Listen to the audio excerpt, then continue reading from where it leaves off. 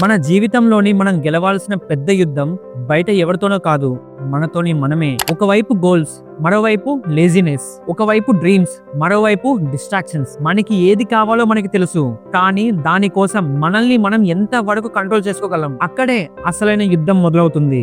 ఆ యుద్ధంలో మనకి స్ట్రెంగ్త్ కావాలి, డిసిప్లిన్ కావాలి, భయాన్ని దాటే కరేజ్ కావాలి, మన మాట మీద మనకి మనమే నిలబడే కమిట్మెంట్ కావాలి. అందుకే నేను ఈ 11 రోజులు హనుమాన్ సంకల్పం తీసుకుంటున్నాను. ఇది కేవలం 11 రోజుల పూజ కాదు, ఇది నా మీద నేను పెట్టుకునే ఒక డిసిప్లిన్. నా హ్యాబిట్స్ మీద, నా డిజైర్స్ మీద, నా డిస్ట్రాక్షన్స్ మీద, ముఖ్యంగా నా మీద, నాకున్న కంట్రోల్ మీద ఒక టెస్ట్.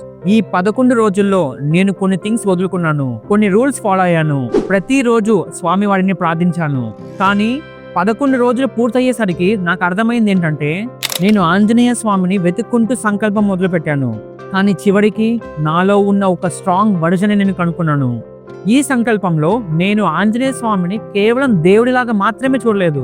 స్ట్రెంత్ కి సింబల్ గా, డిసిప్లిన్ కి సింబల్ గా, డివోషన్ కి సింబల్ గా, కరేజ్ కి సింబల్ గా చూశాను. ఎందుకంటే ఆంజనేయ స్వామి దగ్గర ఉన్న ఒక గొప్ప శక్తి కేవలం ఆయన బలం మాత్రమే కాదు, తన శక్తిని ఎప్పుడు, ఎక్కడ, ఎందుకు ఉపయోగించాలో తనకి బాగా తెలుసు. కాబట్టి ఈ 11 రోజులు పూర్తయ్యేసరికి నా ప్రాబ్లమ్స్ అన్ని సాల్వ్ అయిపోయాయని నేను చెప్పను, నా లైఫ్ ఓవర్ నైట్ లో మారిపోయిందని కూడా నేను చెప్పను. కానీ ఒక్కటి మాత్రం చెప్పగలను, నా ప్రాబ్లమ్స్ చూసే విధానం మారింది, నా మైండ్ మీద కంట్రోల్ పెరిగింది, ముఖ్యంగా నేను అనుకున్నది నేను చేయగలను అనే కాన్ఫిడెన్స్ పెరిగింది. అందుకే ఈ వీడియోలో హనుమాన్ సంకల్పం అంటే ఏంటి, ఎందుకు చేయాలి, ఎలా చేయాలి, ఏ రూల్స్ ఫాలో అవ్వాలి, ఏం అవాయిడ్ చేయాలి, ఇది మన మైండ్ మీద ఎంత ఇంపాక్ట్ చూపిస్తుంది, ముఖ్యంగా ఈ ఇన్స్టాగ్రామ్ రీల్స్, ఈ డిస్ట్రాక్షన్స్, ఈ ఇన్స్టెంట్ ప్రెషర్ మధ్య పెరుగుతున్న మన జనరేషన్ కి ఈ డిసిప్లిన్ ఎందుకు అవసరం అనేది నా ఈ 11 రోజుల రియల్ ఎక్స్పీరియన్స్ తో సింపుల్ గా నేను మీతో షేర్ చేస్తాను. ఎందుకంటే దేవుని నమ్మడం ఒక విషయం, కానీ ఆయన చూపించిన మార్గంలో మనల్ని మనం మార్చుకోవడం ఇంకో విషయం.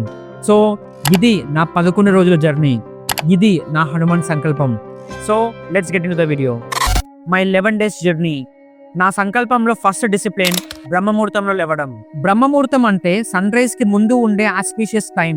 ఆ టైంలో ఎన్విరాన్మెంట్ చాలా కామ్ గా ఉంటుంది, మన మైండ్ కూడా చాలా రిలవెంట్ గా, పీస్ఫుల్ గా ఉంటుంది. అందుకే ఆ టైంలోనే డే స్టార్ట్ చేయాలి. లేచిన తర్వాత చల్ల నీళ్ళతో స్నానం చేసి బాడీని అండ్ మైండ్ ని ఫ్రెష్ గా చేసుకొని పూజకి రెడీ అవ్వాలి. చాలా మందికి డౌట్ ఉంటుంది, ఈ పూజ ఏ డే స్టార్ట్ చేస్తే మంచిది అని. ఆంజనేయ స్వామి డే వచ్చేసి ట్యూస్డే, సో ఆ రోజు స్టార్ట్ చేస్తే మంచిది.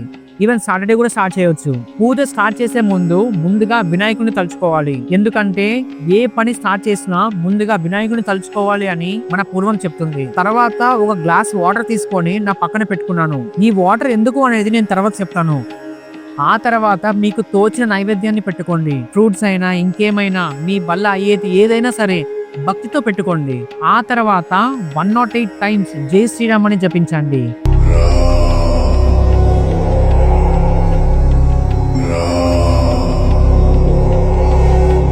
అని ఇలా 108 times జపించండి. ఎందుకంటే ఆంజనేయ స్వామి వారికి రామనామంతో ఉన్న కనెక్షన్ మన అందరికీ తెలిసిందే. మన ట్రెడిషన్ లో రామనామం ఉన్న చోట ఆంజనేయ స్వామి స్మరణ ఉంటుంది అని భావన ఉంది. అందుకే ఆంజనేయ స్వామిని తలుచుకునే ముందు రాముల వారిని తలుచుకోవడం నాకు మీనింగ్ఫుల్ గా అనిపించింది. ఈ 108 times అయిపోయిన తర్వాత స్వామి ముందు కూర్చొని మనసులో ఉన్న ప్రతి విషయాన్ని ఓపెన్ గా చెప్పాలి. మీ ప్రాబ్లమ్స్ ఏంటి, మీ స్ట్రగుల్స్ ఏంటి, మీ భయం ఏంటి, మీ లైఫ్ లో ఏం జరుగుతుంది, ఏం చేంజ్ అవ్వాలి అనుకుంటున్నారు అని ప్రతి ఒక్కటి చెప్పండి. ఎందుకంటే కొన్ని ప్రాబ్లమ్స్ మన ఫ్రెండ్స్ కి చెప్పలేం, మన పేరెంట్స్ కూడా చెప్పలేం, బయట వాళ్ళతో ఎవరితో షేర్ చేసుకోలేం. కానీ స్వామి ముందు మనం ఏది హైడ్ చేయాల్సిన అవసరం లేదు. సో ఆంజనేయ స్వామి ముందు కూర్చొని, స్వామి ఇది నా ప్రాబ్లం, ఇది నా వీక్నెస్, ఇది నా ఫియర్, నేను ఈ సిచ్యువేషన్ లో ఉన్నాను అని మీ మనసులో ఉన్నది ఉన్నట్టుగా హానెస్ట్ గా చెప్పండి. ఆ తర్వాత హనుమాన్ చాలీసా 11 times చదవాలి. కానీ ఇక్కడే ఒక ఇంపార్టెంట్ పాయింట్ ఉంది. 11 times చదవడం మాత్రమే కాదు, మనం ఏం చదువుతున్నాం, దాని మీనింగ్ ఏంటి అని అర్థం చేసుకోవాలి. ఎందుకంటే ఏదైనా 100 సార్లు చదివినా అది మనకు అర్థం కాకపోతే అది చదివి వేస్టే కదా. సో హనుమాన్ చాలీసాను చదవాలి, అదే విధంగా అర్థం కూడా చేసుకోవాలి. హనుమాన్ చాలీసా చదివేటప్పుడు ఒక ఇంపార్టెంట్ విషయం గుర్తుపెట్టుకోండి. ఒక్కసారి చదవడం స్టార్ట్ చేస్తే 11 times కంప్లీట్ అయ్యే వరకు వేరే పని పెట్టుకోకండి. మధ్యలో కాల్ వచ్చిందని కాల్ మాట్లాడడం, మెసేజ్ కి రిప్లై ఇవ్వడం, ఏదైనా పని ఉంటే చేసుకుంటూ చదవడం ఇలా చేయకండి. ఒక్కసారి మీరు స్టార్ట్ చేశారు అంటే ఫుల్ ఫోకస్ గా, భక్తితో అక్కడే ఉండి చేయండి. ఇప్పుడు స్టార్టింగ్ లో పక్కన పెట్టుకున్న వాటర్ గుర్తుందా, ఆ వాటర్ తాగండి. దీన్నే వాటర్ మేనిఫెస్టేషన్ అంటారు. వాటర్ మేనిఫెస్టేషన్ అంటే మన థాట్స్ ని, మన ఇంటెన్షన్స్ ని వాటర్ తో అసోసియేట్ చేసుకొని ఆ వాటర్ ని డ్రింక్ చేయడం. ఒక గ్లాస్ వాటర్ ముందు పెట్టి నేను పీస్ఫుల్ గా ఉన్నాను, నేను స్ట్రాంగ్ గా ఉన్నాను అని పాజిటివ్ ఇంటెన్షన్ తో చెప్పి ఆ వాటర్ ని డ్రింక్ చేస్తారు. ఈ ప్రాసెస్ లో వాటర్ మన ఇంటెన్షన్స్ ని క్యారీ చేస్తుంది అని బిలీవ్ చేస్తారు. ప్రతిరోజు ఈ వాటర్ ముందు కూర్చొని నా సంకల్పాన్ని గుర్తు చేసుకొని అదే ఇంటెన్షన్ తో దాన్ని తాగడం నాకు ఒక పవర్ఫుల్ రిమైండర్ అయ్యింది. వాటర్ కన్నా ఇంపార్టెంట్ నా ఇంటెన్షన్. ఆ ఇంటెన్షన్ ని ప్రతిరోజు యాక్షన్ లో పెట్టడమే అసలైన మేనిఫెస్టేషన్. ఈ 11 డేస్ సంకల్పంలో ఏం చేయాలి అనేది ఎంత ఇంపార్టెంటో, ఏం అవాయిడ్ చేయాలి అనుకునేది కూడా చాలా ఇంపార్టెంట్. ఈ 11 డేస్ లో మన ఫుడ్ ని చాలా కంట్రోల్ చేసుకోవాలి. నాన్ వెజ్ అస్సలు తినొద్దు. డ్రింకింగ్ కి, స్మోకింగ్ కి కంప్లీట్ గా డిస్టెన్స్ మెయింటైన్ చేయండి.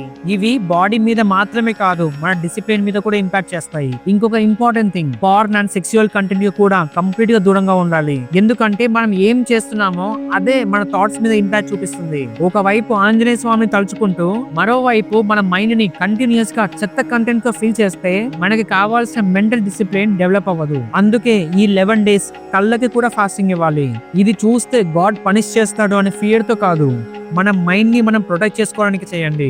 ఎందుకంటే what you repeatedly consume slowly become the part of your thinking. మన బాడీకి జంక్ ఫుడ్ ఎంత హార్మ్ఫుల్, మన మైండ్ కి కూడా ఒక మెంటల్ జంక్ ఫుడ్ ఉంటుంది. సో ఈ 11 డేస్ మన మైండ్ కి కూడా ఒక క్లీన్ డైట్ ఇవ్వండి. అసలు సంకల్పం అంటే ఏంటి? ముందుగా ఒక చిన్న డిఫరెన్స్ అర్థం చేసుకోవాలి. సంకల్పం అంటే ఒక విష్ కాదు, ప్రేయర్ మాత్రమే కాదు. ఆంజనేయ స్వామి ముందు కూర్చొని స్వామి నాకు ఇది కావాలి, నా ప్రాబ్లం సాల్వ్ చేయండి అని అడగడం మాత్రమే కాదు. సంకల్పం అంటే మన పరిస్థితులు ఎలా ఉన్నా, ఎన్ని డిస్ట్రాక్షన్స్ వచ్చినా నేను ఇది చేసి తీరుతాను అని మనకి మనం ఇచ్చుకునే ఒక కమిట్మెంట్. రేపటి నుండి ఎర్లీగా లేస్తాను, ఫోన్ యూసేజ్ తగ్గిస్తాను అని మనకి మనం ఎన్నో ప్రామిసెస్ చేసుకుంటూ ఉంటాం కదా. కానీ ఎన్ని ప్రామిసెస్ మనమే బ్రేక్ చేసామో ఒక్కసారి ఆలోచించండి. అందుకే సంకల్పం అంటే దేవుడికి ఇచ్చే మాట మాత్రమే కాదు, మనకి మనం ఇచ్చుకునే మాట. లేజీగా ఉన్నా, డిస్ట్రాక్షన్స్ వచ్చినా, గివప్ చేయాలనిపించినా నేను మాట ఇచ్చాను కాబట్టి కంప్లీట్ చేసి తీరాలి అని మనకి మనమే గుర్తు చేసుకోవడం. మనలో ఉన్న ఒక నెగిటివ్ ఆరాకి ఇక్కడ నుండి నిన్ను నువ్వు కంట్రోల్ చేసుకో అని చెప్పడమే సంకల్పం. అసలు హనుమాన్ సంకల్పం ఎందుకు చేయాలి? హనుమాన్ అంటే నాకు ఫస్ట్ గుర్తొచ్చేది స్ట్రెంగ్త్, కరేజ్, డిసిప్లిన్. వీటన్నిటికన్నా నాకు పవర్ఫుల్ గా అనిపించేది ఫోకస్. రామాయణంలో సీతమ్మ కోసం హనుమంతుడు ఒక పెద్ద సముద్రాన్ని దాటుతాడు. ఎన్నో అబ్స్టాకిల్స్ వస్తాయి, కానీ ఆయన ఫోకస్ మాత్రం ఒకటే, రాముల వారు నాకు ఒక పని అప్పచెప్పారు, నేను కంప్లీట్ చేయాలి అని. ఇప్పుడు మన లైఫ్ చూడండి, మనకి చాలా గోల్స్ ఉంటాయి, కానీ phone distractions, reels, temptations, failures, వీటితోనే మన ఫోకస్ ఈజీగా పోతుంది. అందుకే హనుమాన్ నుండి మనం నేర్చుకోవాల్సింది స్ట్రెంగ్త్ ఒక్కటే కాదు, ఫోకస్, డిసిప్లిన్, సెల్ఫ్ కంట్రోల్ ఇవన్నీ నేర్చుకోవాలి. అందుకే హనుమాన్ సంకల్పం ని నేను జస్ట్ ఒక పూజ లాగా చూడట్లేదు, ఇది 11 డేస్ సెల్ఫ్ డిసిప్లిన్ జర్నీ లాగా చూస్తున్నాను. 11 డేస్ ఎందుకు చేయాలి? మనం ఏదైనా కొత్త పని స్టార్ట్ చేసినప్పుడు ఫస్ట్ డే ఫుల్ ఎక్సైట్మెంట్ గా ఉంటుంది, ఫస్ట్ వీక్ ఫుల్ మోటివేషన్ గా ఉంటుంది, ఈసారి పక్కా చేస్తా అని స్ట్రాంగ్ గా ఫీల్ అవుతాం. కానీ మెల్లగా ఎక్సైట్మెంట్ తగ్గిపోతుంది, మోటివేషన్ పోతుంది, ఇవాళ మూడ్ లేదు, టైం లేదు, రేపు చేస్తా అనే ఎక్స్క్యూజెస్ స్టార్ట్ అవుతాయి. అందుకే ఒక పనిని డైలీ రిపీట్ చేస్తూ సేమ్ రొటీన్ లో కంటిన్యూ చేయడం చాలా ఇంపార్టెంట్. రీసెర్చ్ ప్రకారం repetition and consistency contest habit formation కి హెల్ప్ చేస్తాయి. కానీ ఈ 11 డేస్ పర్పస్ హ్యాబిట్స్ మాత్రమే కాదు, మోటివేషన్ మీద డిపెండ్ అవ్వకుండా కన్సిస్టెన్సీని బిల్డ్ చేయడం. మూడ్ లేకపోయినా, టైం లేకపోయినా, లేజీగా ఉన్నా సరే నేను నాకు ఇచ్చిన మాటని బ్రేక్ చేయను అని కంటిన్యూ చేయడం, అదే ఈ 11 డేస్ పర్పస్.